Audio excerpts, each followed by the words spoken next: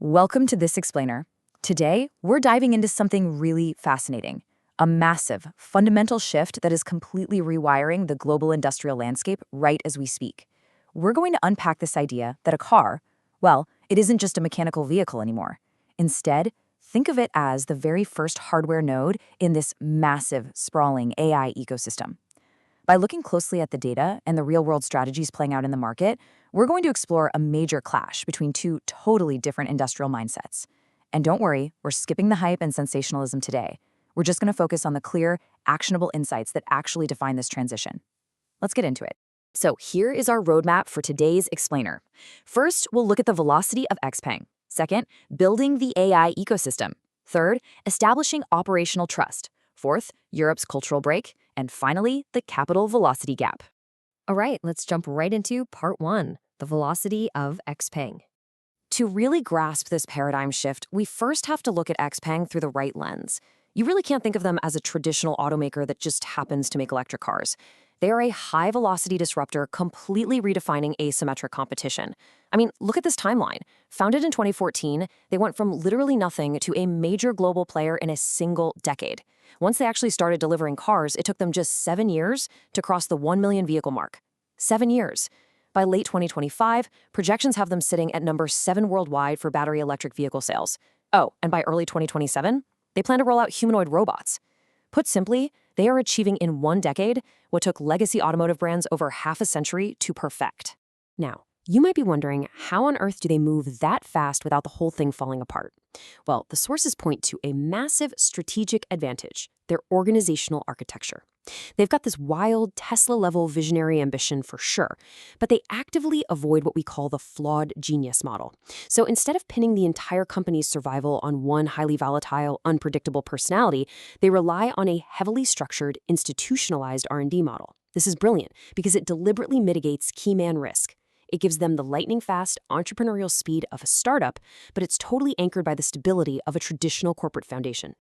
Moving right along to Section 2, building the AI ecosystem. It's exactly that institutional stability we just talked about that lets Xpeng pivot so aggressively into completely non-traditional sectors. Their strategy is incredibly diversified. See, for these new industrial leaders, the car itself is just the opening act. It's basically a primary software platform disguised as a vehicle. Their ecosystem strategy extends into autonomous tech, specifically building robotaxis to completely change urban transport. It extends into aerial mobility, meaning VTOLs, or vertical takeoff and landing craft. Get this, they're developing a land aircraft carrier. That's literally a ground vehicle designed to carry and launch a flight-capable craft. And finally, their ambition extends all the way into humanoid robotics. Meet Iron. This is their flagship humanoid robot, and it really shows the depth of their AI capabilities. Iron isn't just running on basic, pre-programmed routines. It actually uses sophisticated AI to reason and make autonomous decisions in real time, all while walking with a human-like gait. And the craziest part, this isn't some science fiction concept slated for 2050. Xpeng is planning to deploy these robots as AI-powered retail assistants in Chinese stores as early as Q1 2027, with an international rollout planned later that same year. This is real, imminent retail strategy. Which brings us to Section 3, establishing operational trust. Okay, time for a quick reality check from our sources. All of this visionary, futuristic tech, it's pretty much useless if you don't have the operational agility to build consumer trust. I mean, you can't sell someone a flying car if they don't trust you to fix a flat tire, right? So look at this number, 40. During their recent expansion into Australia, Xpeng set a very specific foundational goal. They wanted the vast majority of their customers to be within a 40-minute drive of a showroom or service center. This is a highly targeted strategy meant to completely neutralize service anxiety, which historically is the #1 hurdle for any new brand trying to break into a Western market. Analysts actually call this localized approach building operational concrete or a trust infrastructure. Just look at what they're doing in Australia, expanding from 24 to 50 outlets, setting up massive, centralized parts warehouses in places like Melbourne, and rolling out 24/7 helplines with dedicated regional support hubs. They are going toe-to-toe with the legacy support networks of established European and Japanese brands, but they're building it out with the speed of a tech startup. And a huge piece of building that trust comes down to how they handle the right to repair. By embracing MVS, that's the Motor Vehicle Service and Repair Information Sharing Scheme, Xpeng is deliberately granting independent mechanics access to their proprietary data. It creates true repair democracy. It sends a very clear message to the consumer. You are not going to be trapped in some high-margin proprietary service loop. Actually, offering that level of transparency is a brilliant strategic wedge to get into highly regulated, deeply skeptical markets. Let's shift gears now for Section 4, Europe's cultural trait. If we look impartially at the traditional automotive scene, especially European and Italian industrial heritage, the contrast is honestly striking. Our sources frame it beautifully with this thought. For over a century, the prestige of brands has been built on mechanical perfection, the visceral experience of pistons, thermal dynamics, and exhaust notes. That deep, historical pride in mechanical excellence is powerful. But right now, it's acting as a cultural break. It's actually become a strategic liability, keeping traditional manufacturers anchored to the past, while these new challengers sprint toward a totally software-defined future. This intense cultural attachment to the internal combustion engine has resulted in 3 major structural roadblocks for legacy automakers. First up is the heritage trap.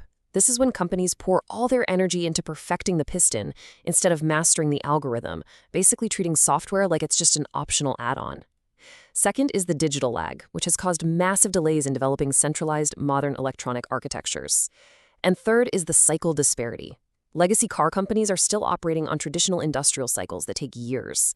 Meanwhile, Chinese AI firms are iterating at the speed of software development, which is measured in months. And finally, we arrive at Section 5, the capital velocity gap. This really highlights the core conflict driving this entire global shift. It's a race between European industrial heritage and Chinese capital velocity. On one side of the divide, you have the software-first model. They value AI, data, and vast ecosystems, which requires massive, unified R&D capital so they can rapidly sync up global markets.